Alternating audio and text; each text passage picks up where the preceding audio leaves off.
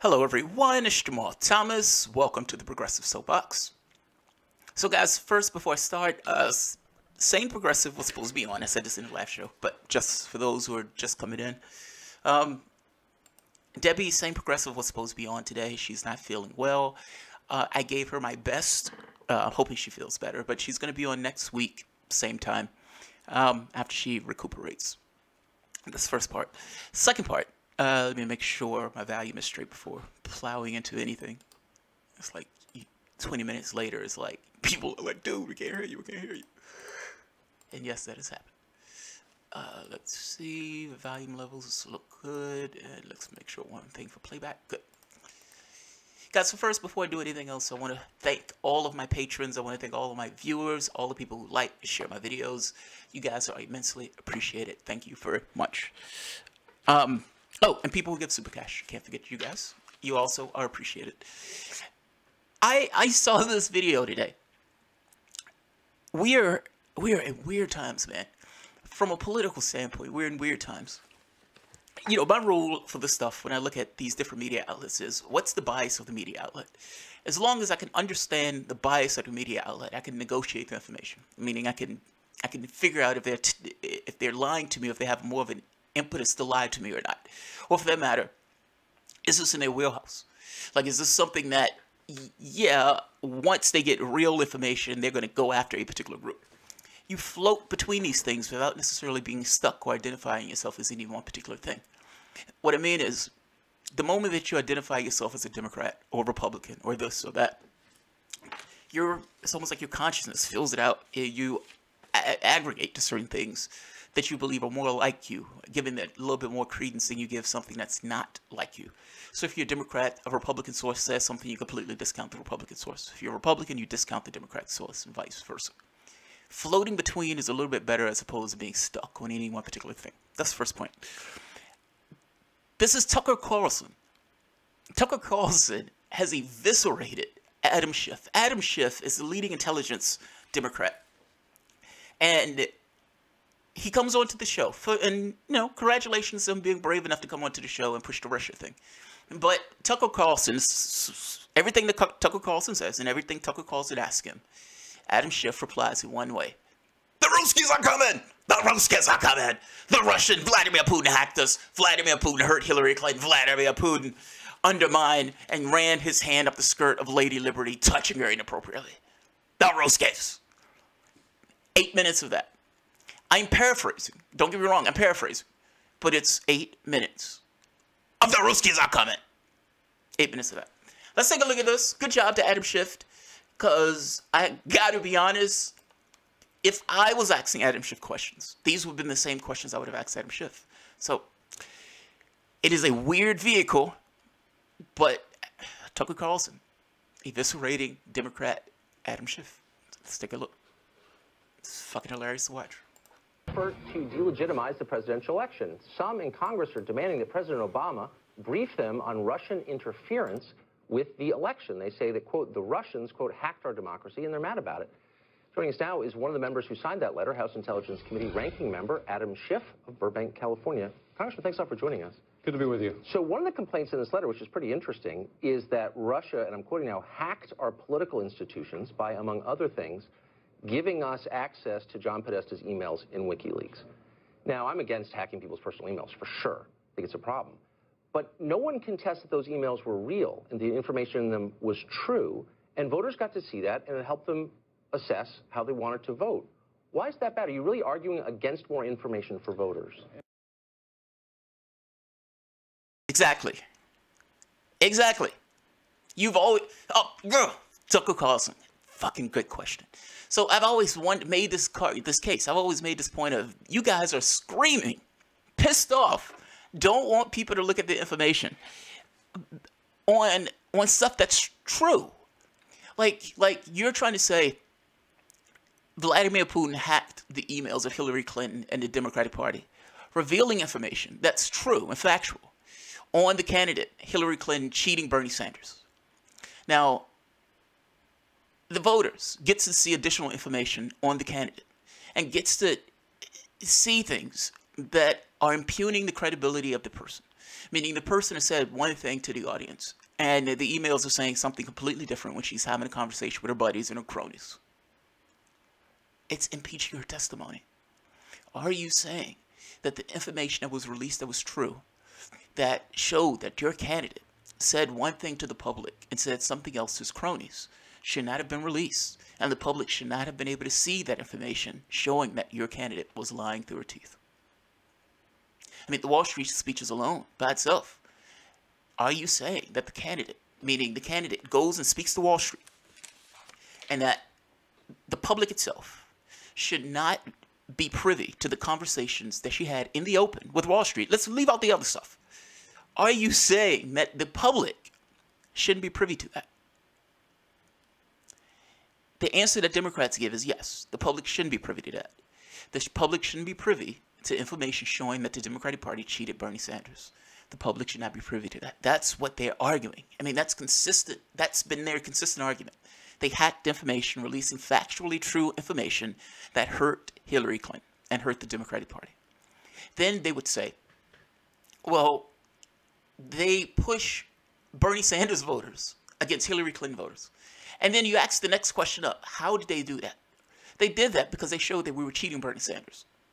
Okay, let's take a look at his response. I'm just saying, that's a good question by Tucker Carlson.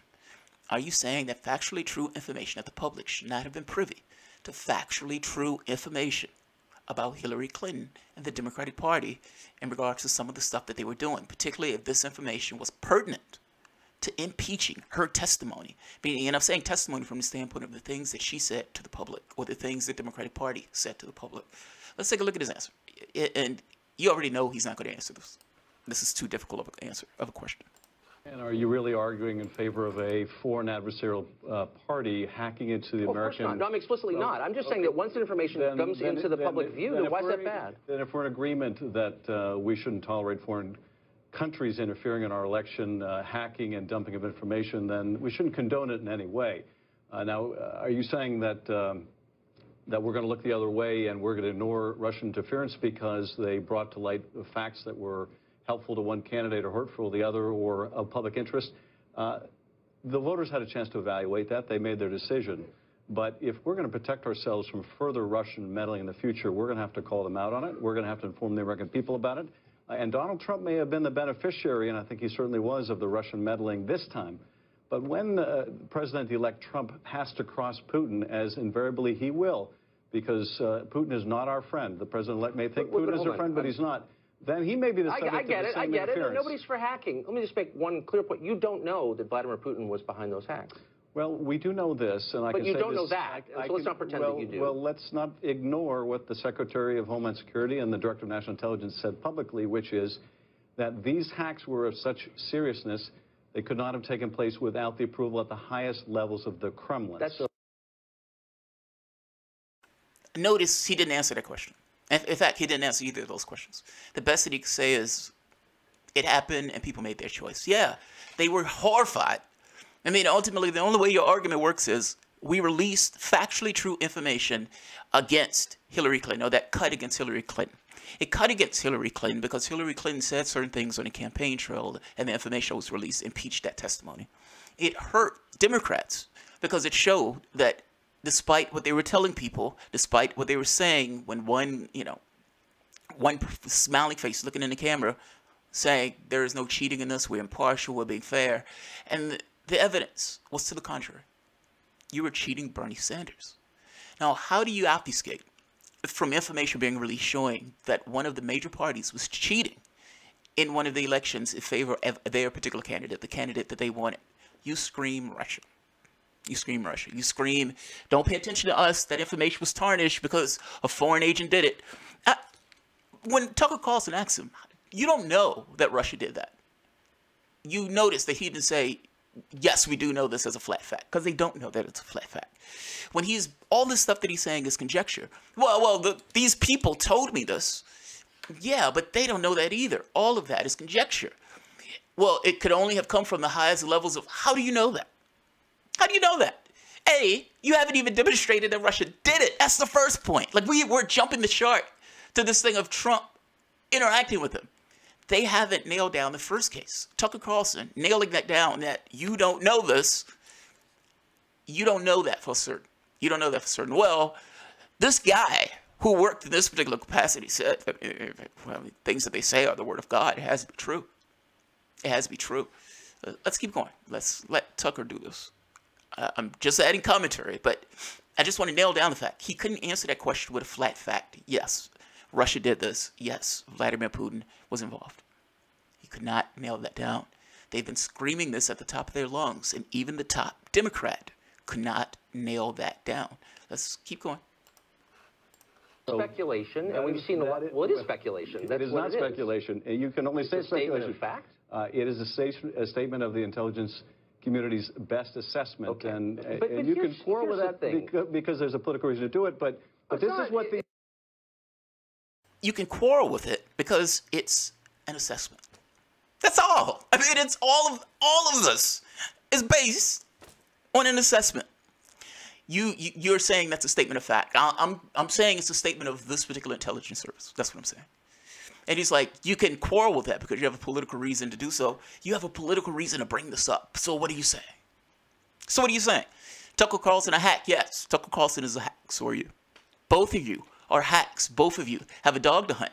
I love the hypocrisy in saying you're just saying this because you have a, you just want to protect your party. You're just saying this because you want to protect your party. Let's fucking be honest. Let's keep going. This is what the intelligence professionals are saying. Well, they've told us a lot. I've lived seriously. here a long time. I remember vividly the massive stockpiles of WMD in Iraq, which the intelligence community assured us were there, and they weren't. So, pardon me for my skepticism. I think it's a patriotic position. But let me just say this. We know... Tucker, let me just say this. You don't have to take my word for it. You don't have to take I've been following this. Here's what I don't get. There's been a lot of hacking. The Republican members of the Intelligence Committee. But here we've had hacking this is in dispute. of the Pentagon, the White House, the State Department. The CIA director's personal email was hacked. We think in some cases by Russia. I don't remember you holding a press conference and saying, hey, Obama administration, your cybersecurity is pathetic. In this letter to the president, you don't mention the fact that American cybersecurity is inadequate, that the administration is partly responsible for allowing these hacks to happen. Why don't you mention that? You haven't been watching the opening hearings. I don't think you have, because if you had, you would see me pressing the administration on the failures to protect our data, like the OPM hack, taking issue with the level of our cyber protection, which is wholly inadequate.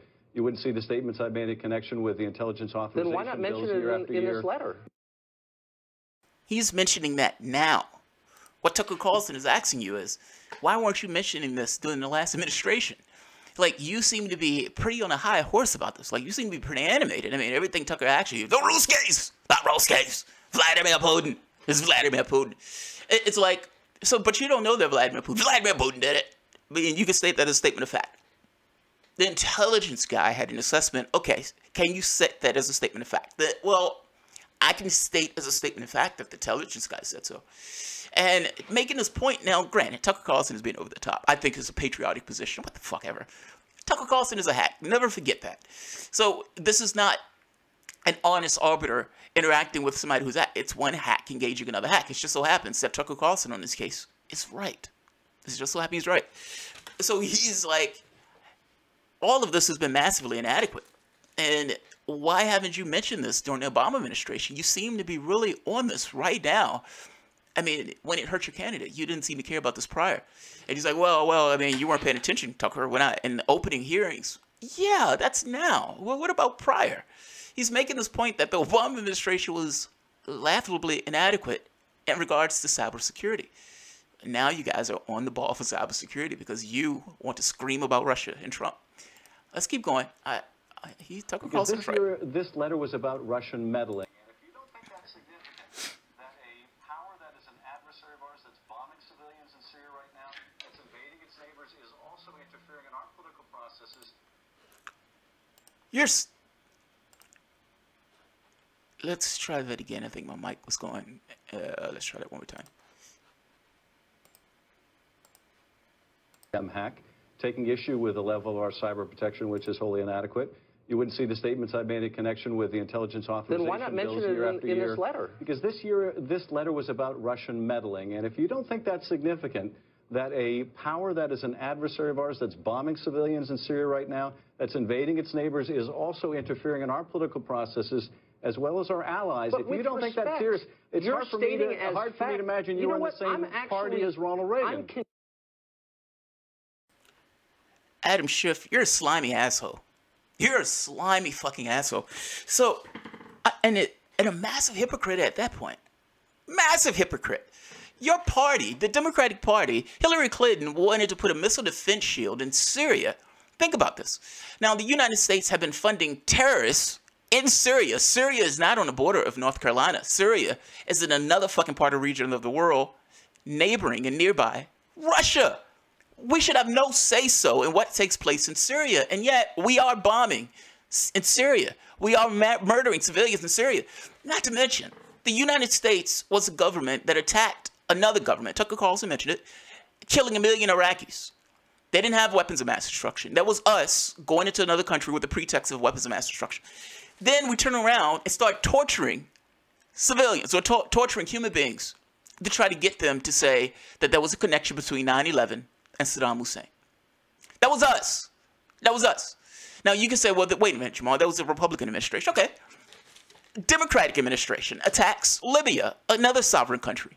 And attacking that country comes up with the pretext that Gaddafi is going to murder his civilian population, which requires us, the United States, in a show of mercy, to also murder the civilian population. In doing so, we paid terrorist gangs in order to undermine the government itself, creating protests and so forth, and then turn around hooking up with the UK and France in order to bomb that region of the world, bomb that government. It's Gaddafi. Not saying he was a great guy or otherwise, but he was the head of that government. And that was an actual government of an actual country that you've completely destabilized and destroyed. They sodomized Gaddafi with a machete.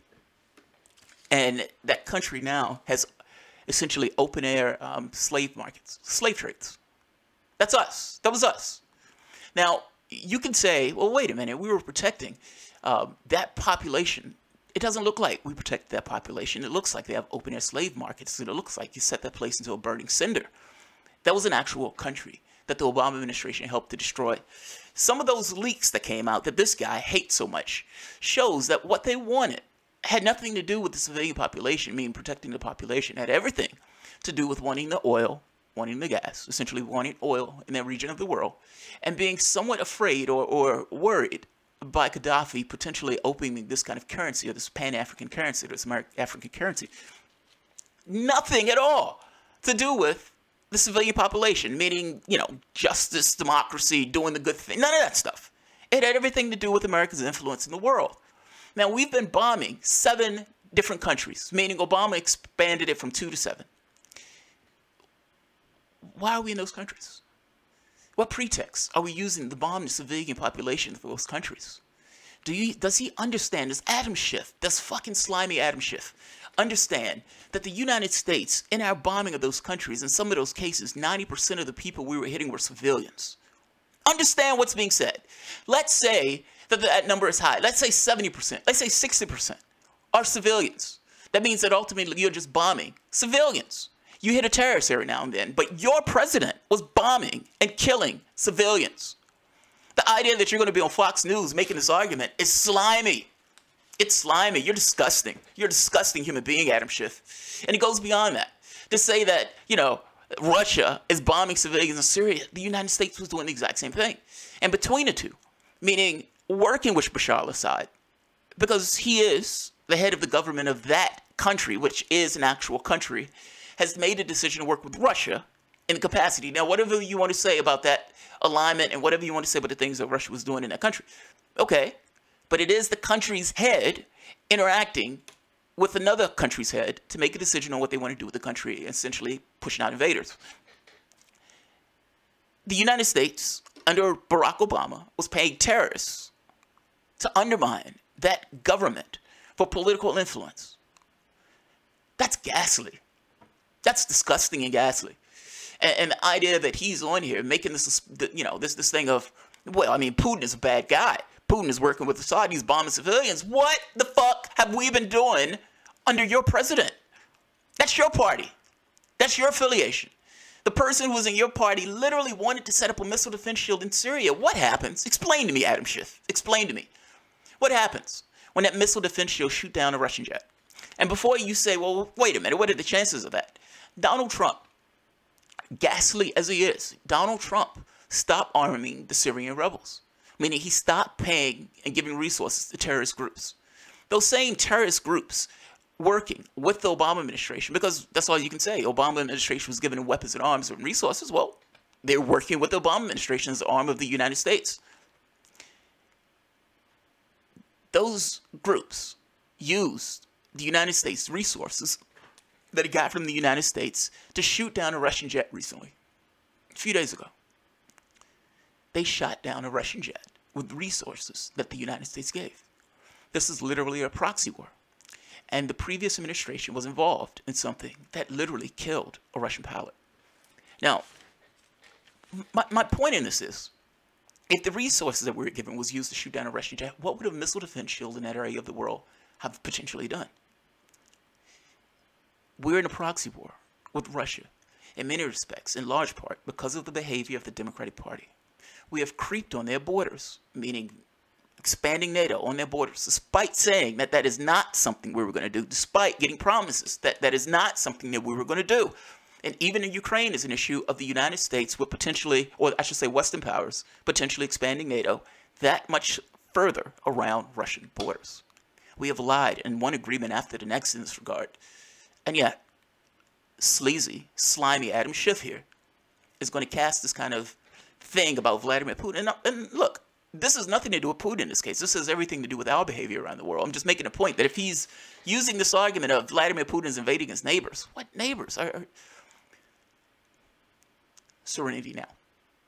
Serenity now. I'm just saying. I understand the Ukraine thing, and I understand there was one more. I think it was Crimea. I would say look back over the past 50 years in regards to Russians, Soviets, and the countries and the way those countries were set up before making these type of determinations in regards to Putin's behavior. And we, the United States, was willing to have a nuclear war over Russian or Soviet Union incursion into Cuba. What is Russia supposed to do when you're encroaching on his borders, when you're expanding literally up to his borders, when you're bringing munitions and armaments up to its borders? This is magnificently hypocritical. That's all I'm saying. And it takes an audience having like a 3-year memory to allow this to slide. Let's let them finish. I get extraordinarily annoyed when they make these type of arguments of, well, those guys are horrible people. You're a fucking horrible person also. And you have a dog in this hunt, meaning you have a complete bias in order to use this. You're literally on Fox News. And I'm going to move on. But he's literally on Fox News saying the public should not know certain information that's pertinent to the public. If information that's released showing something that the public is aghast by, and it's actually true, and it has an impact on the election, by virtue of having an impact on the election, and the fact that the information was true, and the fact that the information related to politics, kind of gets across this idea that it was necessary, or it was a valid release. That's all I'm saying.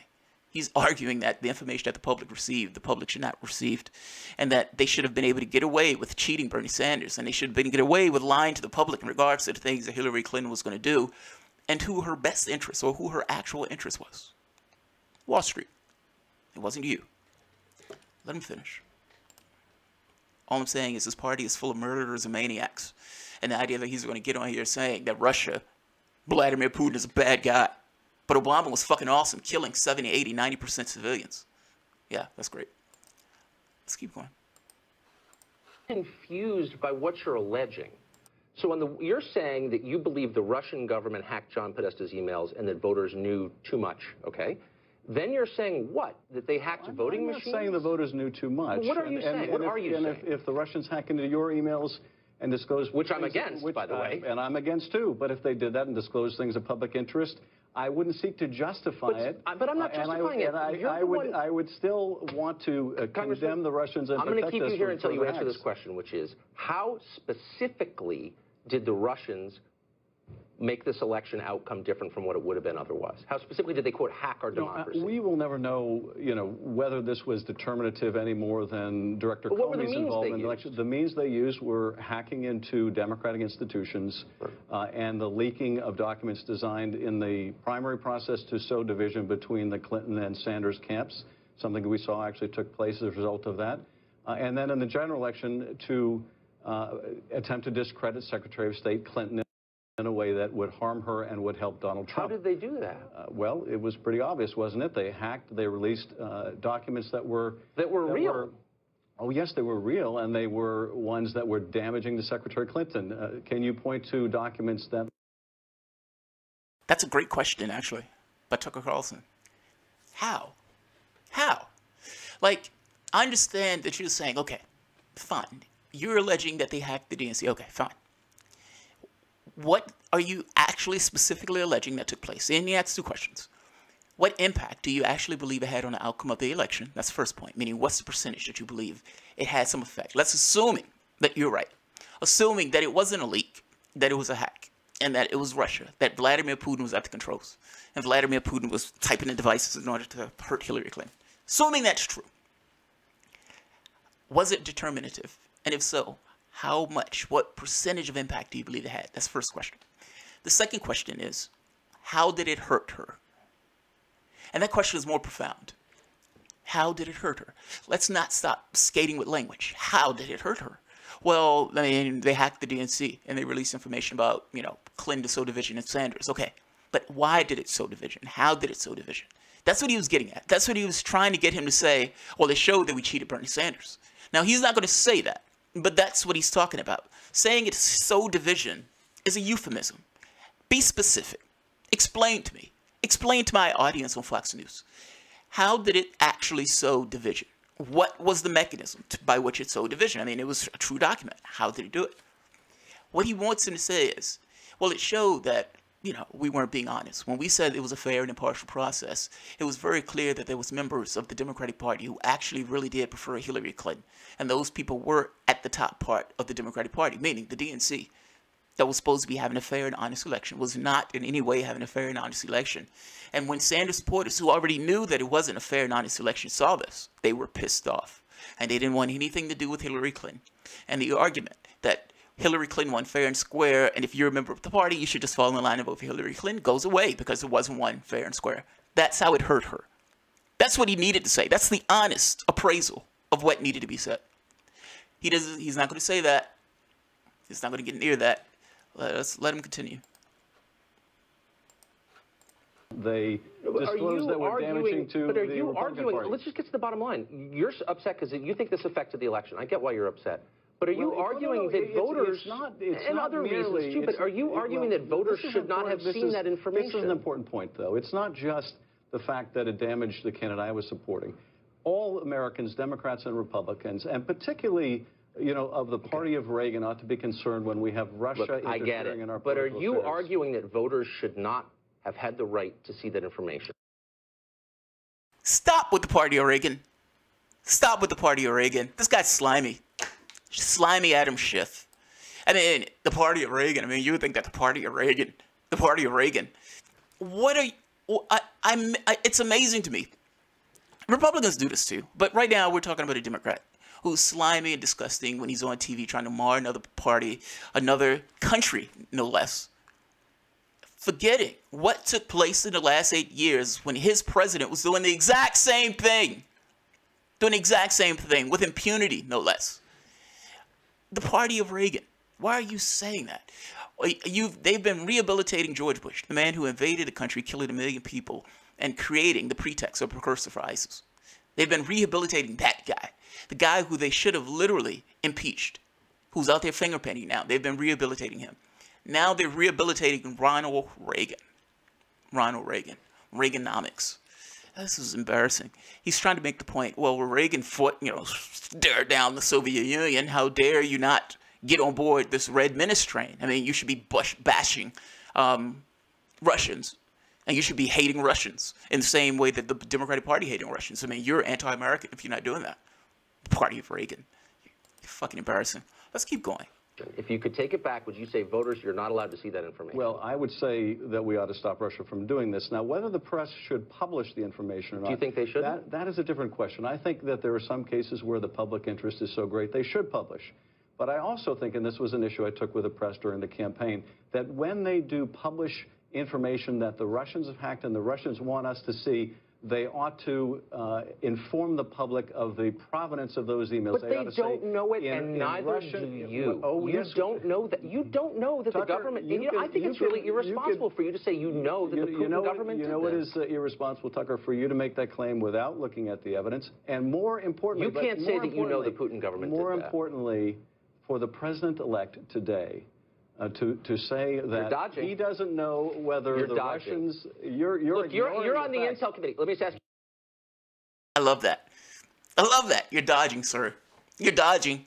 You don't know that Vladimir Putin did this. Well, I mean, it's irresponsible of you to. No. You don't know that the Russian did this. This is the Democrat on the House Intelligence Committee that's been screaming red minutes from the day that he got it. I mean, from the moment that he got it in the show, being nailed down. You don't know. But you don't know. Now, the answer to that is, I know for a fact that Vladimir Putin did this, and here's the evidence that's showing it. You don't have that. He doesn't have that. He's on the House Intelligence Committee for Democrats screaming red menace. He doesn't have the information showing that Vladimir Putin had anything to do with this election. All he has is an assessment, and he's been screaming at the top of his lungs about an assessment, not being able to show anything to nail down the fact of what he's been saying. Let's let him keep going. Slimy Adam Schiff. Ask you one final question. Can you look right into the camera and say, I know for a fact the government of Vladimir Putin was behind the hacks of John Podesta's email? Absolutely. The government of Vladimir Putin was behind the hacks of our institution and the dumping of information. Of John Podesta's email. Not only in the United States, but also in Europe. Okay, you're not, you know what, you're dodging. And Tucker, so look and say... He is dodging. He didn't say what Tucker said. Look into the camera and say, I know for a fact that Vladimir Putin and his government hacked the DNC and hacked Hillary Clinton's emails. He says, yes, Vladimir Putin did. No, you're dodging. You're dodging. And there's one more point. He mentions Europe. Let's take a look at Europe. Because this is a lie that unfortunately Bernie Sanders has even jumped into, saying that Europe has shown election hacking. So this is Germany. German election mystery. Why no Russian meddling? Why no Russian meddling? Shocked. We're shocked that there's no Russian meddling. France. No trace of Russian hacking Macron. No trace. Where it is? Where is it? Where is it? We're shocked. We're shocked. We just assumed that Russia was going to have something to do with hacking these elections, and even though Democrats have screamed about it at the top of their lungs, there doesn't seem to be any. The biggest point to this, and an amazing point to this, is we have invaded one country after the next, and we've done a hell of a lot more than hacking. We have literally destroyed and murdered people en masse. It is funny and weird to come across on this thing of Russian hacking saying that this other country hacked our elections by releasing true and factual information on one of the candidates, and then releasing true and factual information showing that one of the parties cheated one of the candidates. We're angry and perturbed that they released information showing that we were cheating. We're angry about that. They keep screaming about Europe. You're not seeing this in Europe. Now, to be fair, all countries engage in some level of cyber, spying and so forth. The United States had a spy net all over the world. If you remember, during the Obama administration, one of the big bombshells was that the United States was spying on its friends and neighbors all across the world. What is this guy, Slimy Adam Schiff, complaining about? What is he complaining about? And beyond, what is he complaining about? Assume for the moment that everything Adam Schiff is saying is true. Assume that what he's saying, he's speaking as if he's speaking the word of God. Russia, Vladimir Putin hacked the election. Hacked DNC. And it revealed that they were cheating Bernie Sanders. They hacked Hillary Clinton, showing that essentially some of the stuff that was going on behind the scenes with the Clinton campaign, particularly the Wall Street speeches, and stuff going on with the Democrat with that slush fund, the Clinton Foundation. Now, the public was aghast by this. The public says, "Oh my God, this woman is magnificently corrupt. I don't want anything to do with this." And the public, based on their model of events, recoiled from this, and recoiled in such numbers, based on the true and factual information that was revealed that impeached the testimony of both the DNC, Hillary Clinton, and I got to be honest, when you look at the Clinton Foundation, got across this idea of corruption en masse. you're saying that the public recoiled based on true information that impeaches the testimony of the candidate and the party. Okay. The second question is, was that determinative? Meaning, what was the impact of something like that? And was that impact enough to overcome the election itself? And I guess my point would be, if everything that he's saying is perfectly true and this was a definitive thing, that the information was enough to cause people recoil, then that makes the information valid. That means that the information was pertinent to the election enough that people look at this information and they say, oh my God, I don't want this woman in office. I don't want this party in office. I don't think Russia hacked us. It looks like this information was a leak and not a hack. But even under their model of events, you're talking about factually true information that you don't believe the public should have had. And that's somewhat of a problematic stance. That's all. Let's keep going. Let's see. I know they did. John Podesta's emails. And I think that Ronald Reagan was rolling over Ronald Reagan. You're carrying water for the Kremlin. I'm not carrying water for the Kremlin. You're a sitting member of Congress on the Inside Party, and you can't say they hacked. You're going to have to move your shoulder to RT Russian television because You know what? this That's is perfect. so This is perfectly beneath your office because it's so dumb and you're being duplicitous. I'm asking you, did they hack Podesta's emails? And you can't say it. Personal insults like that, Tucker. You started the personal insults, asshole. You're a slimy SOB. Because this guy asked you a question that you couldn't answer, ultimately, the entire interview, you don't know that Russia did this. The Ruskies are coming! The Ruskies are coming! Yes, yes, yes. Calm down, Schiff. Calm down, calm down. You don't know the Ruskies did this. Yes, we do. Okay, look into the camera and say that you know it. The Ruskies are coming and you're a Putin agent. You're an agent. You're a Putin agent. You're being manipulated by Vladimir Putin. You're pushing it from the Kremlin. You're going to have to move to RT. Because I question your narrative of events, I'm now working for Vladimir Putin. You're embarrassing. You're embarrassing. You and that other asshole that was on MSNBC, that other hack that was carrying water. The moment that the narrative is questioned and the moment that you realize that it becomes clear as a bell, it's like the light shines down and this guy is disinfected and he's standing there with no clothes on. And the honesty of the moment is revealed based on what the person can't say. You've been asked a flat and straight question. Do you know, as a flat fact, that the Russians had anything to do with the hacking the election? First question. Do you know, as a flat fact, that Donald Trump interacted with the Russians in this? Now, you don't know for a flat fact even the first point, so we don't even get to the second point. You don't even know the first point. The problem here, and the reason why he's pissed off and is calling, what's his name, a Putin puppet, and that he's an agent of Russia and all this other stuff, is because he couldn't answer the question. In light of not being able to answer the question, he starts calling names. You're a Russian Putin agent. You're working for the Kremlin and all those other stuff. No, sir, you're a slimy Democrat that's being asked a question that you can't answer. So you resort to saying that the man should be on RT. I agree with you that Tucker Carlson is somewhat of a hack. I agree with you that Tucker Carlson had an impetus to take this position based upon his political affiliation. Doesn't mean that everything that he's saying in this is not true. It's just so happened that Tucker Carlson has the facts on his side. And Tucker Carlson is ultimately asking you one question. This entire interview can be summed up with one question. The singular one question that you could not answer, or that you couldn't answer honestly. You don't know that Vladimir Putin had anything to do with hacking the DNC. You don't even know that the DNC was hacked. Can you answer that? Can you say that Vladimir Putin hacked it? The answer was no, he couldn't say it. Tucker Carlson asked him this question multiple times. Can you say that Putin was responsible for this? And his answer was always, he could not answer. He deflected. He dodged. He called him a Putin agent. All of the stuff, as opposed to just saying the honest to God truth of, we don't know that. No. We don't know that. The next question I would have asked that Tucker Carlson didn't ask was, do you have a political motive in taking the position that Russia has something to do with hacking the election in order to obfuscate from the information that was revealed from the leak? Meaning that Hillary Clinton and the DNC essentially cheated and conspired to cheat Bernie Sanders. Like, I guess the point that I'm making is, as Democrats, do you have a dog in this hunt? Do you have an impetus to take a position in the same way that on Fox News they have an impetus to take the position? And the answer is yes. They have an impetus to say anything that they need to say for two things, two main things. obfuscate from the fact that they cheated Sanders, meaning created a rift and division in the party itself, meaning one part of the party broke off like 15 million people.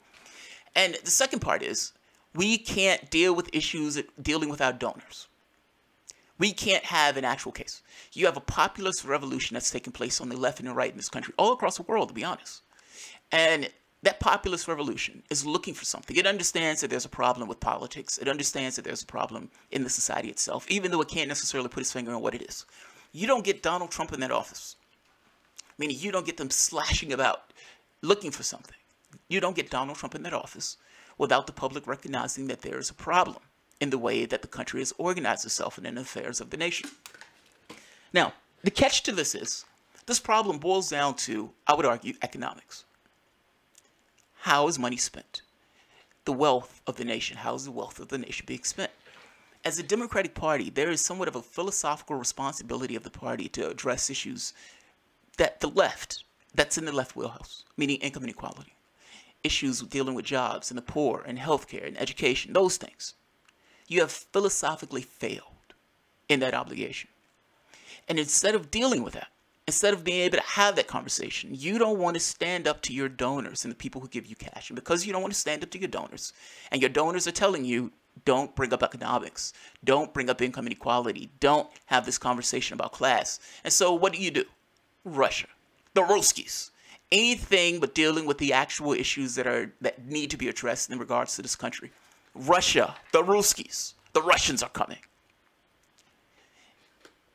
Is it true that do you have an impetus, Adam Schiff, slimy Adam Schiff, that you have an impetus, your entire party has an impetus, has a pretext or has a reason to take this position in order to obfuscate from issues associated with your party? And that answer is unbearably yes. Completely yes. Absolutely yes. The same thing that he's accusing Tucker Carlson of is the same thing that he himself stands accused of. And it is clear as day that he cannot answer Tucker Carlson's question of, are you sure as a flat fact you're accusing another nation, another nuclear power nation, you're pivoting us in a conflict with a nuclear power nation in order to go after one of your political opponents? Now, if you're going to do that, shouldn't you be certain? Shouldn't you know for certain? Shouldn't you get that out to the public, clear as a bell, that that took place? And in no way could he answer that question honestly. Tucker Carlson tells him, you're being duplicitous, because he is being completely duplicitous. I just want to make that clear as a bell. Let's let him finish. This is embarrassing. You just said I was carrying... You said I was carrying water for Putin. That's pretty hilarious. You know, when you essentially are an apologist for the Kremlin, that's what you're doing. I'm going to one last time, Congressman. Look in the camera and say they hacked John Podesta's emails. We know for a fact that Putin's government did that. You can't, and you know you can't, and you're hiding behind weasel words. I just said that the say they hacked John Podesta's emails. Russians, I'm not going to be specific as to because you don't know it. That's why. All right. Done. One. You don't know it, and you're alleging it without any evidence. And you're ignoring the evidence because you don't care. The fact that it helped the Republican candidate is all you need to know, apparently. That's totally false. I just think if you're going to make a serious allegation about an actual country with an actual government, you ought to know what you're talking about, and you don't. I think that you ought to accept. I got to go. I'm taking cash from Putin now. I'm on RT. Republicans on the Intelligence Committee have seen for a fact. If you could say it, you would, and you can't. And you know that. If you're willing to be. And that's what it boils down to. If you knew that for a fact, you would say it. You are using a lot of words in order to duck, dodge, dance, and to get away from any idea that he hacked the election or that the election was hacked by Vladimir Putin. What it boils down to is you don't know. He doesn't know. Good job, Tucker Carlson. I can't believe I'm saying that. That's just stunning the shit out of me that I'm saying that. But good job, Tucker Carlson. He eviscerated him. Like, the amazing part of this is these guys who are on this bandwagon of Putin hacked us and Russiagate and all this other stuff, these guys who are at the the forefront of it are getting on shows and going to defend this narrative.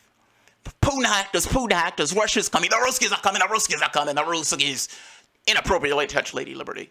Me too. Us too. And they've been screaming this at the top of their lungs. And the question that they never can answer is, how do you know? Are you certain? Can you nail down to us, to the American public, to the press, that this took place? And the answer is always resoundingly no.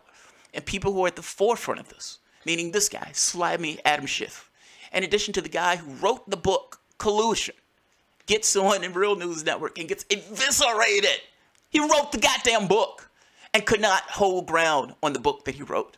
Adam Schiff, head of the Intelligence Committee, has been screaming about the Nunes memo, showing that the FBI has been massively over the top using FISA warrants, meaning, and to be honest, with the 99.7% FISA approval rating means it's not really a court. Can you really call it a court when 99.7% of the verdicts of that court go in favor of the people who are requesting to completely ignore your Fourth Amendment rights? Good job, Tucker Carlson. These guys are getting eviscerated. I keep saying this stuff is done purely to obfuscate from the failures of the party. And yes, if you want to say that Tucker Carlson and Republicans have an incentive and a dog in the hunt to try to obfuscate from the whole Russia narrative, yes, they do. But it doesn't mean that what they're saying is false. And when you see one person who's on board for this narrative get eviscerated, at which point do you say, okay, maybe there are problems here. Maybe there are problems here. Maybe there are problems with this particular narrative. Maybe the media picked up this narrative because it put dollars in the media's pocket. Fuck reality. We're talking about dollars and cents. It put dollars in their pockets to have the scandal going on with the President of the United States.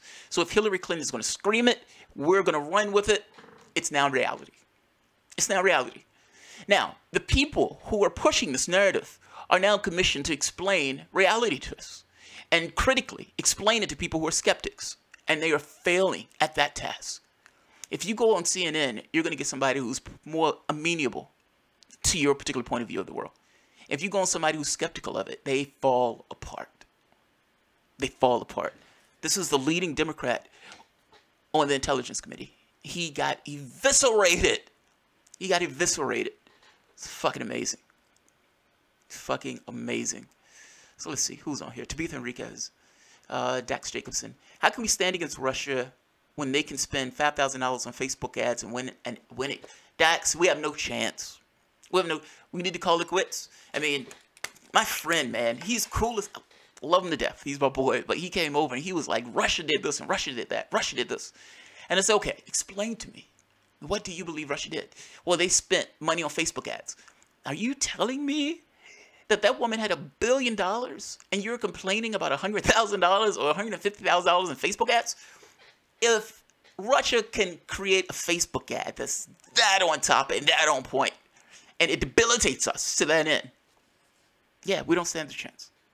That means we don't stand a chance. Who is this? Jay Scott, Jamal, just today, Tillerson said Russia is already meddling in the 2018 midterms. Look it up. The story on Fox News. We are being played on both sides. Yeah, Jay, both sides are hacks. Don't get me wrong. Don't get me wrong. Both sides are hacks. I guess my point is, I don't go to Democrats for my view of reality. Let me say it that way. Any more than I go to Republicans for my view of reality. Russia meddling. They need to prove it if they're going to say it. And up to this point, you've seen nothing to prove that that's taken place. That's my point. That's my point. So, Carlson is a hack, but it has nothing to do with legitimacy of the Russian narrative. Gardner, yeah, thank you. That's true. That's my point. Rodney Jackson, now you're quoting Tucker Carlson. Unfortunately, Rodney, yes. Unfortunately, yes. That's where we are today. Look, man, I am shocked as shit by this myself. But you got to admit, he got eviscerated. Like he is coming on being the champion of this view of the narrative, or this portion of the narrative, meaning of this portion of the debate.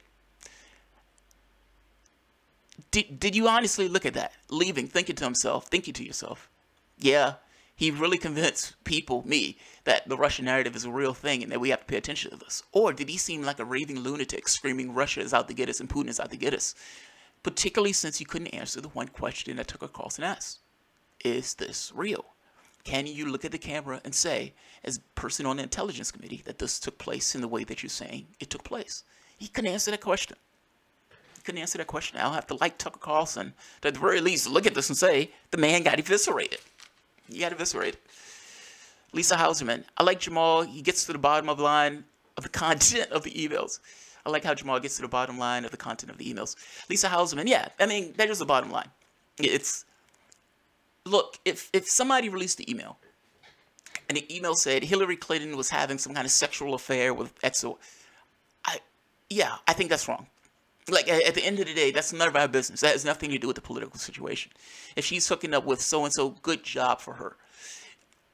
It's different if you're saying there were speeches to Wall Street, and you're telling the public that, yes, I'm on this Bernie Sanders bandwagon. Do you know, there were times I was driving home, and I'm listening to NPR, and I'm hearing the speech, and I'm like, this sounds like Bernie Sanders, and it's Hillary Clinton.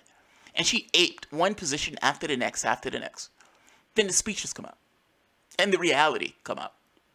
Now, that's not Hillary Clinton having sex with anybody. That's her telling me something and then turning around and telling somebody else, the person who she's getting money from, who actually, you know, she's situated with, the reality of the situation. What am I supposed to do with that? Am I supposed to pretend that the impeaching testimony doesn't exist? Is Tucker Carlson wrong? And yes, even though he's a hack, in this particular case, is he wrong for mentioning that? Well, wait a minute. Are you saying that people shouldn't have gotten true information about the candidate? He's right. He's right. I don't have to like Tucker Carlson to see that he was right. Lawrence, let's see. Tabitha Enriquez. Need automatic voter registration at 18 years old based on Social Security. Then when be forced to register for one party or the other to vote. Tabitha Enriquez, yeah. Which is weird, right?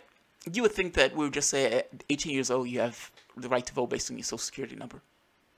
At that point, conservatives should shut the fuck up about voting. And at that point, lefties should just make sure that, you know, the system works as the way the system is supposed to work. They don't do that. If they don't do that, they're not doing it for a reason. They want to game the system. They don't want all those people to vote. That's what you don't understand. Republicans don't want people to vote, at least not people who are not going to vote for them. The whole thing of that voter thing that they were doing, that suppression effort, that was in order to get certain people off the voter rolls. Peter Weissman, is it Weissman? Weigman. Paul Weigman, I think that's his name, that political hack for the Republican Party, came out with a statement saying, we don't want everybody to vote. He was very definitive. We want people to essentially who's going to vote for us. And he made this point that the chances of Republicans winning goes up the less people that vote, because their voters tend to be more rabid about voting. So they don't want everybody to vote. They would never implement that particular plan, meaning Republicans would never implement that particular plan. And I got to be honest, after the last year primaries, I would imagine Democrats would not want that plan either. They threw 200,000 people off the rolls in Brooklyn illegally. Illegally. They engage in the same tactics that Republicans engage in. So neither party is going to want that process. They're going to want to be able to get certain people off the voter rolls. And yeah, Democrats are not above it. This is both. It's not one or the other. It's both. QAnon. Alinsky tactics. D. Martin. Schiff is a minor actor. Fair enough. Hoodie woman. Bob Ramirez said, No Neck is going to get you tomorrow. Oh, God. No Neck is that Democrat who got on TV talking about, called Chuck Schumer and Nancy Pelosi and said, shut up about talking about class. Essentially, when the Democrats came out and we have a better deal, and this guy gets on TV saying, shut up about that class talk. And it's like, that guy, that No Neck guy, had your phone number to tell you to shut up about income inequality. And you shut up about income inequality. If you want to know where your resistance lies, it's with the limits of that guy. Whatever that guy wants, that's where your resistance is going to go. That's where that No Neck guy on television, on MSNBC. Jacqueline Thompson. Scott, that is because Tucker is not playing the intelligence game. He is the only mainstream media that Glenn Greenwald on his show repeatedly and actually learns from Glenn. Just saying. Yeah, you're making this point that, look, just because Tucker Carlson is somewhat of a hack doesn't mean that everything he says is wrong. You interrogate your source, man. You interrogate your source. And there are times where, I'll give you an example. When Bush was in office, well, the place that you went to for information on Bush was MSNBC, Democrats. Why did you go to information on Bush from Democrats and MSNBC? Because at the end of the day, Bush was, fucking idiot. And he was doing things that was somewhat unconstitutional, particularly in regards to these wars and these drone strikes and everything else. And Democrats was the party in opposition, in which case what they were saying in this case was somewhat true. It just so happens they were being true. In this case, you have Democrats coming up with this Russiagate nonsense, all because they lost an election. It's like, get over it. It's been a fucking year. They're still screaming about Russiagate, even though they can't in any way show that Russiagate actually took place. And so the guy who's going to actually interrogate that is not MSNBC. The person who's going to interrogate that, who's going to be skeptical, is opposition. In this case, Tucker Carlson. It's just so happened that what Tucker Carlson is saying in this very specific case is right.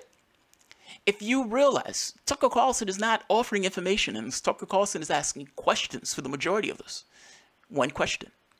One ringing, looming question that he refused to answer because he couldn't answer the goddamn question. Can you look into the camera and tell my audience that yes, Russia hacked us? And two, that Donald Trump has something to do with it. He couldn't get past the first question.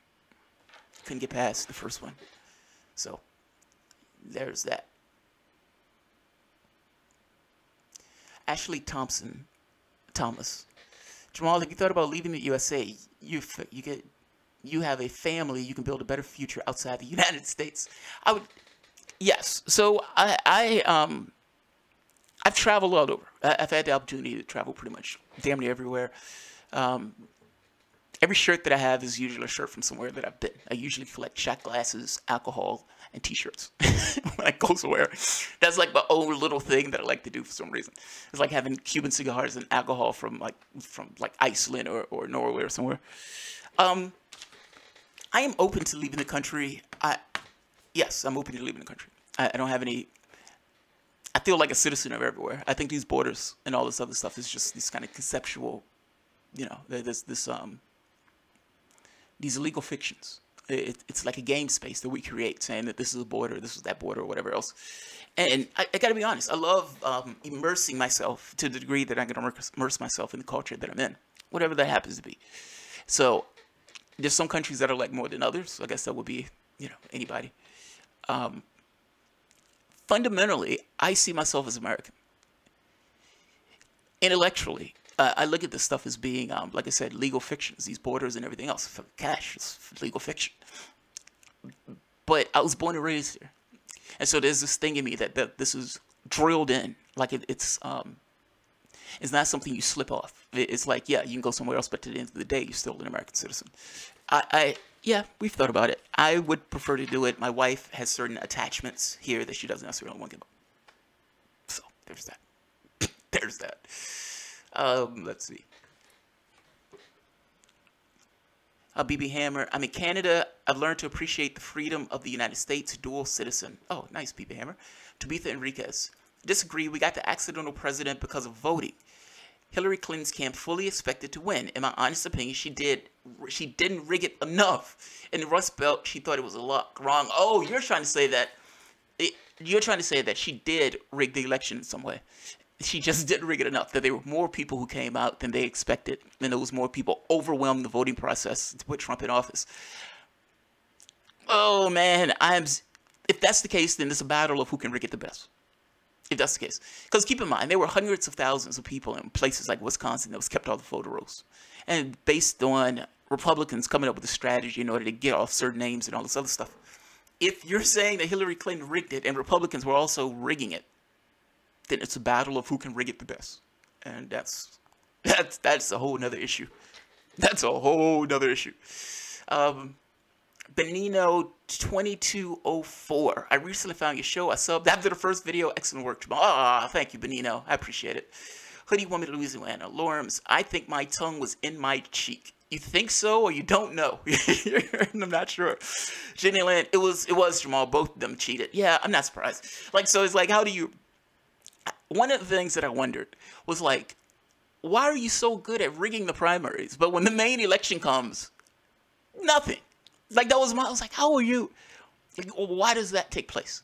Now, that could be because Republicans are in charge of the voting apparatus in those states, meaning when Democrats lost 1,100 seats, well, they had to give up their they no longer control the voting apparatus. And in those cases, Republicans had control of the voting apparatus, and they didn't necessarily have the power to rig it in the way that they would have rigged it. I don't know. That is outside of my knowledge context. What I do know is we need to fix it. If you want anything substantively done, we need to fix it. And not just fix it from the standpoint of, one party or the other. It needs to be fixed in a way that neither party has the capacity to change, touch, alter, or anything else. Those parties, by the way, are not built into government. Understand what I'm saying? Even though it seems that way, that Democrats and Republicans are they're not built into the government any more than the bus driver is built into the bus. The bus driver can drive the bus, yes. But he doesn't own the bus. That's not his bus. The government is a framework. It's an intellectual framework. It's not something that you put your hands on. It's something that you conceptually exist in. The parties run certain aspects of that government under the discretion of the public itself, meaning the government gets its powers from the people themselves who give up certain rights for that government to have those powers. It is immensely problematic when the party system starts to corrupt the process in a way that tries to keep other people off that bus. That is a problem. We need to be very clear that parties should have nothing to do with rigging or touching the voting apparatus or the voting process. And until that takes place, meaning until your party affiliation has nothing to do with your capacity to get elected, you're always going to have rigging. You're always. Whether or not, or the extent of the rigging in this election, I have no idea. In the primaries, I can attest to it. In the general election, I can attest to Republicans kind of nudging the process. But I'm saying it shouldn't be allowed in any case. Parties should have nothing to do with that process. Otherwise, parties has a vested interest in cheating in that process. You can't expect a party not to cheat. That's my point. Fred Edwards, great stuff. Jamal shared on Twitter. FB as a name. Oh, Eric. Oh, okay. Eric. Fair enough. Thanks, Eric. Tabitha Enriquez. One is empowering, the other is required.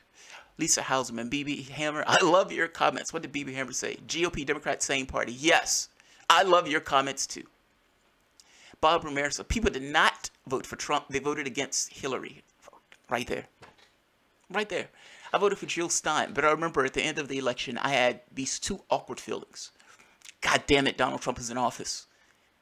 Fucking A, Hillary Clinton lost. And I know those things seem to be in conflict with one another, but they're not. They're not. Let's see. Luca Clemente. And here to break down Russia propaganda nonsense is Fox News contributor Jamal Thomas. Oh, that's gross and weird. You know, the sad part is there's another story from Fox News that I kind of want to do. That's another story. Yeah. Exactly. The parties are not public entities, and we need to start suing the shit out of them. You remember I asked Jared Beck this question. My question to him was, you're a lawyer. And in the same way we have antitrust lawsuits against, corporations that try to form monopolies. Why can't we have the same thing with us? Each party is a corporation unto itself. We only have two parties. They're gaming the system in the way that they behave. And even outside of the way they behave, the way they talk, the way they go about this process. Shouldn't we have more than two parties in this country? Particularly if those parties have aggregated around a point of view that is out of sync with the rest of the public. And can you use the legal apparatus to do something about this? In Maine, it passed ranked choice voting. The two parties came together in order to stymie the ranked choice voting that the public itself, through referendum, enacted.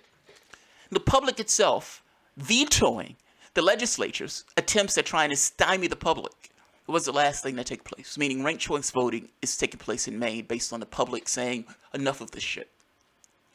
Can you legally use the legal apparatus to sue in order to get antitrust lawsuits in on the parties themselves? I'm fascinated by that question. Fascinated by it. Those two parties are corporations. Each party is a corporation. We only have two corporations in regards to the political space. That seems a little problematic. Coke, Pepsi, RC Cola,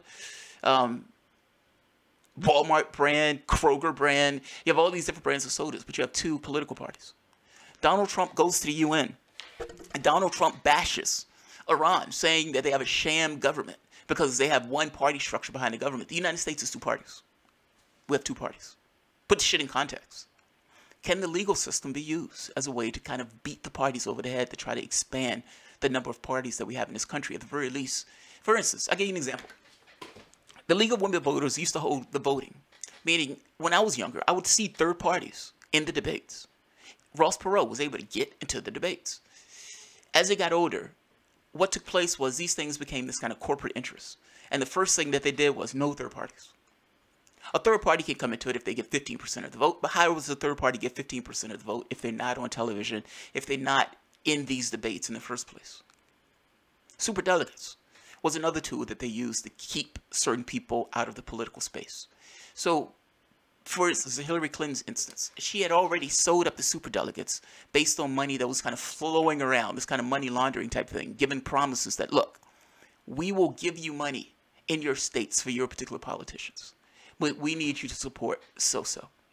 She had already sold up the superdelegate vote, meaning when you looked at the election and you looked at the electoral votes that needed to take place, Hillary Clinton already had a huge number of these votes in place based on political affiliations. Deborah Wasserman Schultz, the most incompetent person who's ever been head of the DNC, and corrupt, he came out saying, look, we have these superdelegates in place because we don't want some of anybody to run in the elections. We need this to keep out certain grassroots efforts. She wasn't lying. You're using superdelegates in order to keep the people who you want in office, in order to keep out certain elements. So, I'm just saying, the two-party system, both of these things are corporations. These things in no way should have access to the bus. They shouldn't be able to control the bus outside of winning in the election. And just because they get into office, they shouldn't be able to change the contours to make that bus easier for them to get on. Nor should they be able to control media in the way they control it to exclude third parties. It's hard enough for third parties. Creating a party shouldn't be the most difficult thing in the world. It shouldn't be this uphill climb that it is. Part of the reason it's an uphill climb is because of the way the party system has allowed itself to become. And look, there are other problems with this, so don't misunderstand me. I'm not saying it's purely just the way the two parties function. If you're also stuck with this thing of the public itself, this kind of esoteric other, where I would vote for this person if I thought the other people would vote for this person. So it's like, yeah, I like what Jill Stein is saying. She sounds similar to Bernie Sanders. I'd vote for her if I thought this other person and these other people would vote for her. They have this idea of the world inside their heads, and they're making this guess and bet on who would vote for who. And in their head, they have this thought of, other people won't vote for her, so I won't vote for her. Imagine the issue if you weren't penalized for that one vote. Say you got 2 votes, in which case you can say, all right, I am voting for this person now because it is not going to hurt me if this person get elected because I have a second choice, meaning ranked choice voting. That's what Maine has instituted. The thought is, or the idea, the hypothesis, is that if you give people the ability to make 2 votes, they can vote for the person who they actually want, not being penalized for the second vote. So if you wanted Jill Stein first vote, and if you wanted Hillary Clinton second vote, in the primary election you just voted Hillary Clinton. Not the person you wanted, but you didn't necessarily want to allow Donald Trump to get that extra vote. In this case, ranked choice voting, you would have voted Jill Stein with Hillary Clinton being your second vote. You're not penalized at that point for voting for Jill Stein. Ranked choice voting is a good idea. But if there is a solution through the judicial branch, I think it should be explored also. So, Jamal is wishing for sugar plums. Yeah, Bob, I am. I am. I want my pony, Bob. I want my pony. I want my pony. Lawrence, Jacqueline Thompson, have to disagree a bit. Bernie ran on the same platform. He's been working for it for decades. Okay, what did Jacqueline Thompson say? Jacqueline Thompson said, Bernie copied the vote platform, not the other way around. No, Lawrence. Yeah, I disagree with that one, big time. Bernie Sanders had been on that platform for the past 40 years. I mean, you look back at this old footage of Bernie Sanders locking himself to a black woman. I say, shit, man. I mean, give him credit. I understand. I do understand that some people have issue with Bernie Sanders bending the knee and being with her and all this other stuff. But come on. Come on. Don't be a hack. Be honest. Be honest. Bernie Sanders didn't ape Jill Stein's positions. Those were Bernie Sanders' positions going back for 10, 20, 30 years. Man calls himself a fucking socialist. Julie S. Adam Schiff's connection to George Soros through a relative plus his lineage from Rothschilds. Oh, God. Adam Schiff was on RT 2012, happy talking to Russia since his great-grandfather was from Russia. Julia, look, the other stuff I don't know, I would say yes, Adam Schiff is a hack and he's a sleazy one at that.